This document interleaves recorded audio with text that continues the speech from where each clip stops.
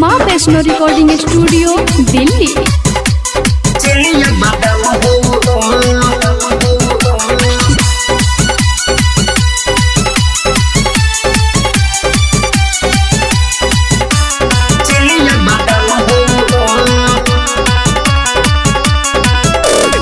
तारा खातिर कोदम केहू के मडर हो, दीवाना हो गोपालगंज घर हो। तारा खातिर कोदम केहू के मडर हो, दीवाना हो गोपालगंज घर हो।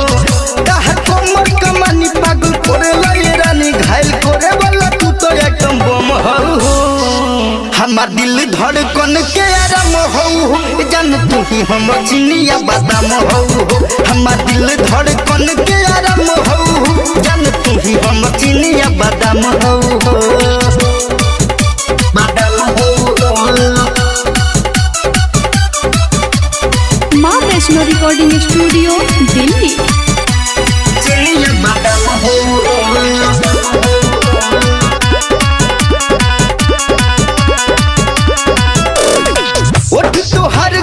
कहर लगेला गोरी हो बिना उठाला लेके, सच कही फेल को दिल बारू, तू ही हीरोइन मर पाली के।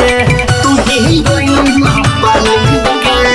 उठ तो हर कट कहर लगेला गोरी हो बिना उठाला लेके, सच कही फेल को दिल बारू, तू ही हीरोइन मर पाली के। खोआ बर्फ मलाई लोडू पेड़ा के तू ही दम हो। हमार दिल धड़कन के आराम हो, जान तू ही हम चिनिया बादाम हो। हमार दिल धड़कन के आराम हो, जान तू ही हम चिनिया बादाम हो। चिनिया बादाम हो। माँ वैष्णो रिकॉर्डिंग स्टूडियो दिल्ली। चिनिया बादाम हो।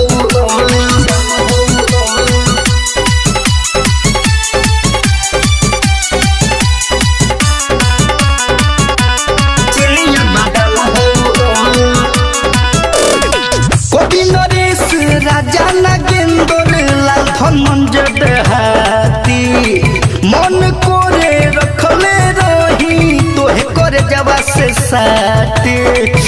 जान सोना कवि नरेश राजा नागेंद्र लाल धनंजय हाथी, मन कोरे रखले रही तोहे करे जवा से साथी।